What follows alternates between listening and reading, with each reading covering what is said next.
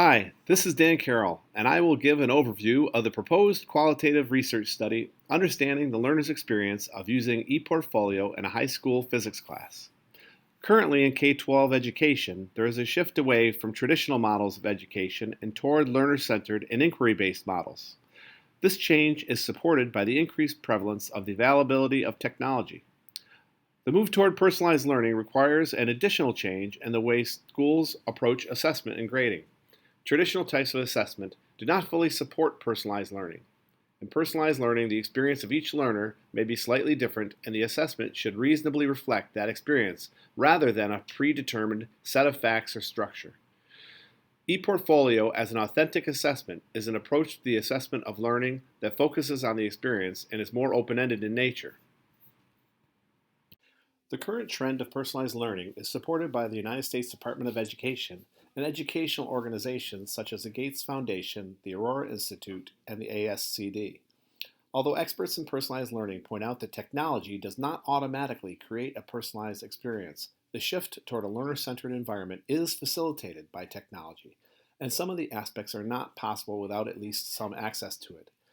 The school system where the study will take place is in its fifth year of an implementation of a one-to-one program, and the third year where all the students in the high school have a personal MacBook Air that they keep all year and during the summer break. As part of this implementation, the district is also in its third year of exploring personalized learning as a change in the model of instructional delivery. Although experts in personalized learning encourage a shift to a personal learning pedagogy before the implementation of technology acquisition, many school systems, such as the one in the study, explore personalized learning models as a result of already having committed to a one-to-one initiative. The shift toward personalized learning through technology is sometimes confounded by the simple shift of traditional classroom instruction to a digital platform, where the model is traditional and not personalized. In this non-personalized digital model, all of the students will access the same lessons, watch the same presentations, work on the same problems, and be assessed with the same quizzes or tests on the same timeline as all the other students. One way to encourage the desired change toward personalized learning is to begin with the personalization of the assessment techniques through the use of alternative and authentic assessments. ePortfolio assessment is an example of an alternative, authentic assessment that supports a personalized learning model. Even if students are engaging in similar activities, students can select the activities that they believe are the most significant examples of their level of learning and the most representative of their progress in the course. Often, educational researchers look for changes in achievement in order to determine if a programmatic change is effective. While it is important to understand how instructional methods affect achievement, there are also other aspects of the learner experience that are important considerations. How learners feel about their learning progress is important as well. In this way, it is important to understand that learner experience in learning and assessment during personalized learning. The purpose for this study is to understand the experience of learners in a first-year physics class, creating an ePortfolio as the primary method of assessment for that class. This class is part of a district-wide personalized learning initiative and the school-initiated standards-based grading pilot. Some of the classes in the standards-based grading pilot at this school are using an ePortfolio as the main assessment method. As part of these programs, the progression of the course is inquiry-based and learner-centered. The assessment of the learning is a standards-based approach to an ePortfolio assessment. This study will use academic self-efficacy and related self-regulative behaviors as the lens through which the data will be analyzed. Self-efficacy is a social cognitive theory that speaks to an individual's self-perception about their capacity for performance. Academic self-efficacy refers specifically to self-efficacy of an individual in an academic setting. Academic self-efficacy is domain and task specific. Academic success has been linked to academic self-efficacy. In addition, the strengthening of academic self-efficacy can result from mastery experiences and academic success. In this way, the interaction between academic self-efficacy and academic achievement is mutually reinforcing. Academic self-regulation is a set of behaviors that a learner believes will reasonably result in academic success. The academic self-efficacy of an individual includes an awareness of how these self-regulation and other academic behaviors will lead to success. An e-portfolio requires that a learner engage in conscious cognitive act about their learning in a course. They are engaged in the thoughtful selection of artifacts, evaluation of the artifacts, reflection on learning, and reaction to feedback. These are all aspects of an e-portfolio that might be indicative of changes in academic self-efficacy, and they might encourage a more conscious use of self-regulative behaviors in learning. An e-portfolio supports the current trends in education, such as personalized learning. The accepted pedagogical approach for science education for several decades has been student-centered inquiry. Inquiry was reestablished as the preferred model in 1989 in Science for All Americans by the American Association for the Advancement of Science. The standard model currently promoted by the National Science Teachers Association was published by Banshee and Bell in 2008. This is a hierarchical model where the continuum of inquiry experiences increases from teacher-directed as the low level to student-directed as the high level. Authors like Bevins and Price put that model in a category of models that have a linear design of question, procedure, result, interpretation, or QPRI. They raise a concern that the four levels model of Banshee and Bell could be seen as too rigid, and that educators might overlook the value of adding any level of inquiry. Additionally, open inquiry is very difficult to achieve in a traditional classroom setting because it takes too much time and there may be too many students per class.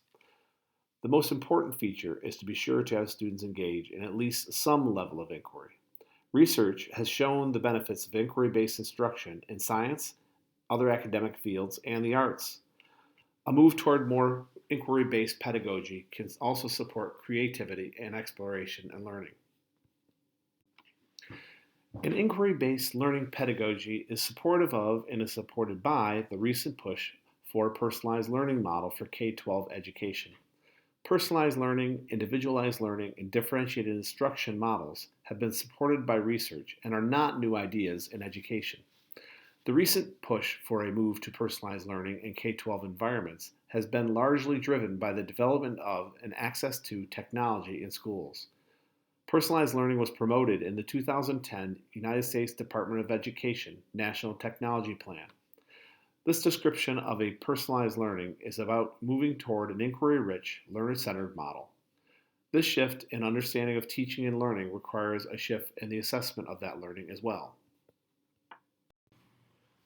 Traditional methods of assessment often are incomplete pictures of the process of learning in a traditional setting and are inadequate to measure learning in a personalized learning environment. Alternative assessment methods must be developed to more fully capture the learning that is taking place. Marzano discusses the 5 dimensions of learning and the manner in which assessment is a part of each feature. In this context, the assessment becomes part of the learning process and can produce additional learning and a pathway for future learning. In a personalized learning environment, formative assessment and integrated feedback are essential parts of the process. The use of the e-portfolio as an assessment method stems from the same use of paper portfolios for assessment. Portfolios have been used at least since the 1980s for the assessment of students in art and language arts. In both of these course paths, seeing the learner's development and each piece of work in context with the others is necessary to get a full understanding of the achievement. Portfolio assessment is still used significantly in arts education. The significance of the portfolio has been validated by art schools who require a portfolio-based submission of work with an application for admission. An e-portfolio is an extension of a traditional paper portfolio. While it is similar in its general sense, an e-portfolio is much more versatile in its product. The e-portfolio can be used in different ways. Paul Truer of the University of Minnesota claims to define the first e-portfolio in 1994 as an ongoing record of a learner's experiences. There are a number of colleges and universities that use the e-portfolio in this way. Students are required to maintain and update the e-portfolio as they move through their educational programs. Generally, institutions have found that learners only use e-portfolios when required and the extent to which they use them is related to the extent to which the instructors promote their use.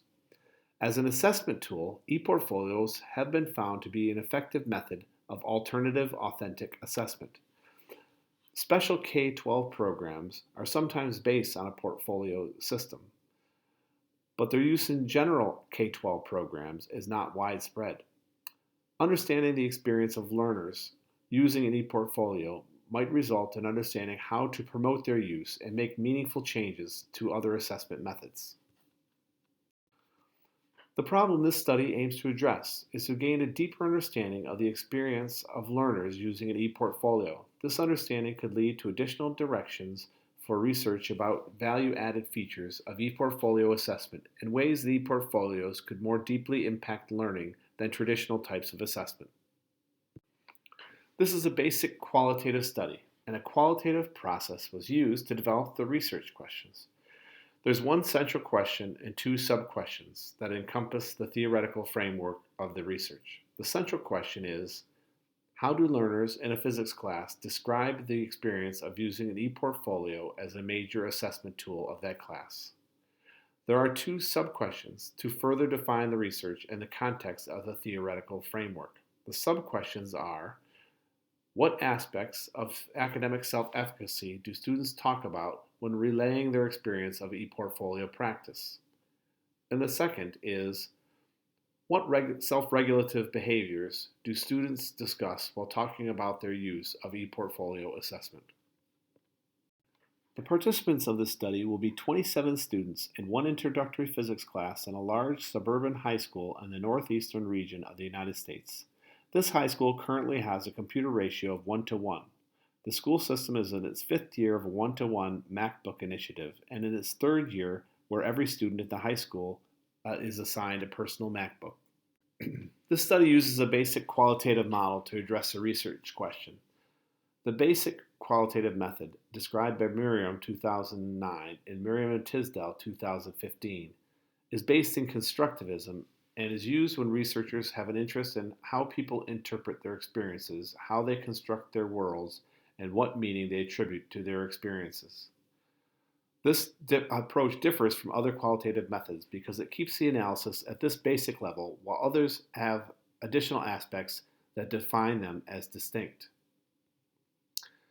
The reason to use a basic model in this case is that the basic model is intended to uncover and interpret the meanings that people derive from their experiences. Qualitative research is supported as a method for understanding sources of and the development of academic self-efficacy and self-regulation. All of the students in this class are being assessed using ePortfolio. This is part of a district-wide and school-based initiative of personalized learning and standards-based assessment. The data sets are derived from the regular assessment activities for the class. The first data set will be the written responses to reflective prompts that are contained within the final discussion of the ePortfolio that is submitted for quarterly grading. The second will be transcribed semi-structured interviews that are taken from the student-teacher quarterly conferences. After the quarter is complete and the grades have been submitted as part of the academic record, the data will be compiled for analysis. Both the written responses and the transcripts of interviews will be separated from student identifiers, so the responses will remain as generic data. A set of a priori codes have been developed to start as a provisional list. These codes will fall under two general themes: academic self-efficacy and academic self-regulation. The provisional codes for academic self-efficacy are modeling, mastery, experience, use of feedback, and outcome expectancy.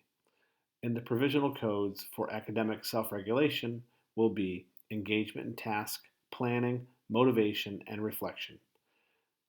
These codes will be used first with the responses from the reflective prompts. The research will begin with the list of codes and will apply them to the responses. During preliminary coding of the first few data sets, the codes will be adjusted to match the data. Codes may be revised, removed, or added as responses are evaluated in order to fully capture the meaning of the data. After it seems as though a saturation of codes has been reached, the data will be reviewed by two additional coders to check that the codes are sufficient and that there is a general agreement on how the data should be coded. After that, the remainder of the survey responses will be coded to understand the frequency of the appearance of each code. The transcripts of the interviews will be treated in a similar way, with the additional aspect of trying to use the students' words to help form and revise the list of codes. The transcribed interviews will be coded until saturation is reached and no additional codes are appearing. This will include a minimum of 4 student interviews. The additional coders will also review the coding of the interviews. If additional codes are discovered during the analysis of the interview data, the surveys will be reanalyzed with the additional codes. Finally, the analysis of the interviews will be compared and merged with the analysis of the reflective survey. Differences in the context and the ability of the interviews to include extra prompts to encourage elaboration will strengthen the analysis of the data. Each individual analysis and the combined analysis will be used to generate the understanding of the student experience and to make a statement about the conclusion of the study. The combined analysis of the qualitative data will be used to generate a description of the understanding of the learner experience using an e-portfolio. Thank you very much for your consideration of this proposal.